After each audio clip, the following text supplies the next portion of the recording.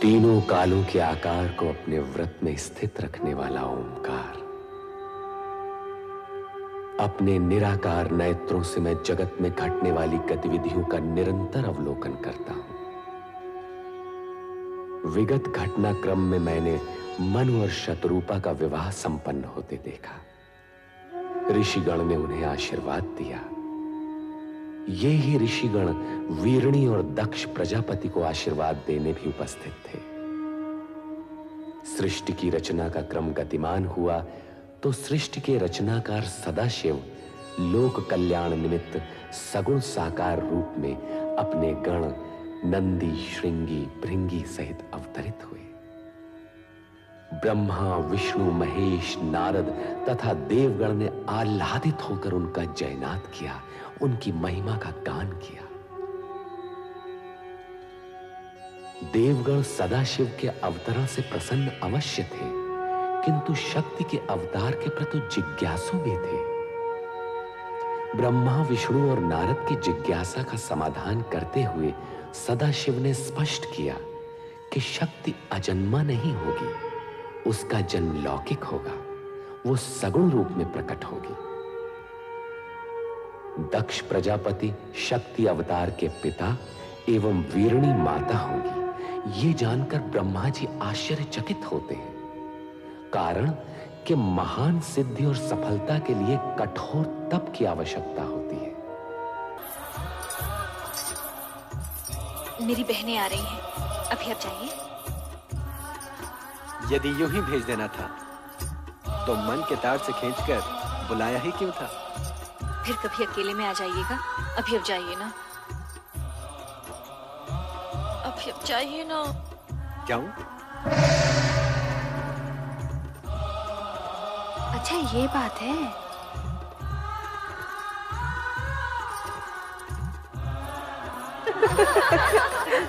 किससे बातें कर रही थी रति? किसी से भी नहीं। यहाँ कोई आया ही नहीं था। ये अपने आप से ही बातें कर रही थी। लगता है इसका मन भरमा गया है। आंखें दुल्हन बनी है और पलकें घूंघट सजा रही हैं। अधरों पर नहीं नहीं और मन में हाँ हाँ।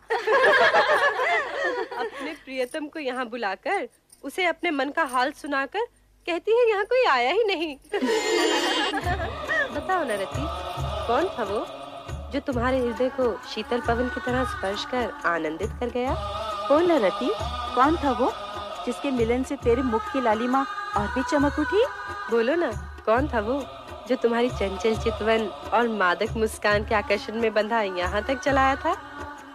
वो कौन था, कहाँ से आया था, मैं कुछ भी नहीं जानती। ओहो, परंतु उसके आगमन से जो मुझे आनंद की अनुभूति हुई है तो मैं नहीं बताने वाली। अच्छा, तो फिर हमें ही पता लगाना होगा कि वो था कौन।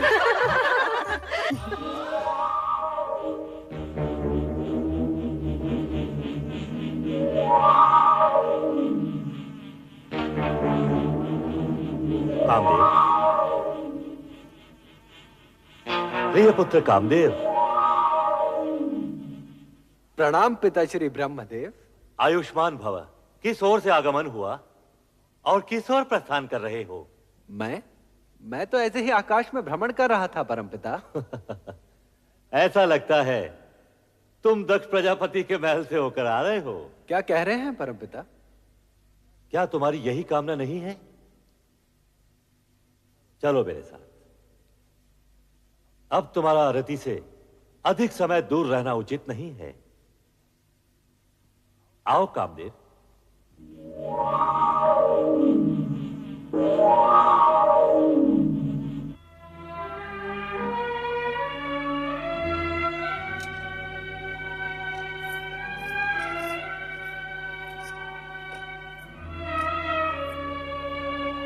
क्या बात है महाराज?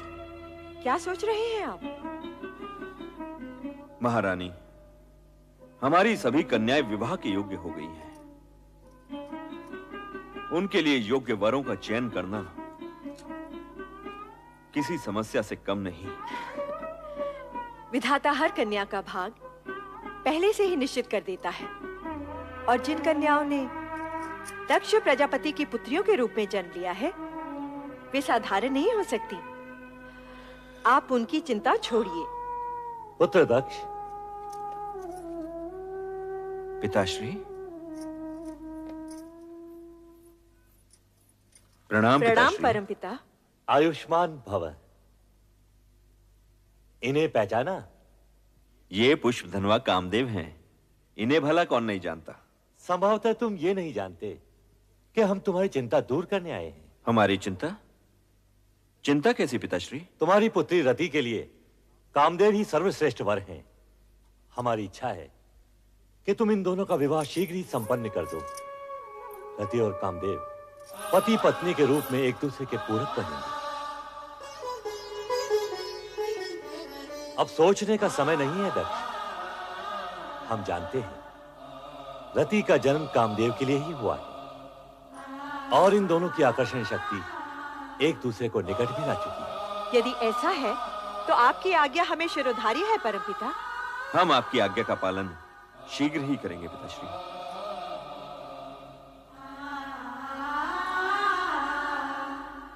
तो फिर मुझे आज्ञा दें परमपिता। अवश्य कामदेव। तुम्हारे शुभ विवाह का मुहूर्त शीघ्र ही निश्चित होगा।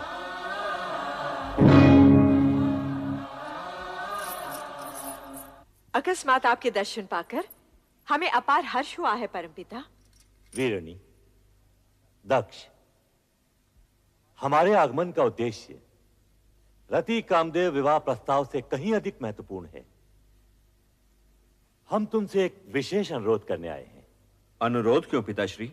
आप आज्ञा दीजिए।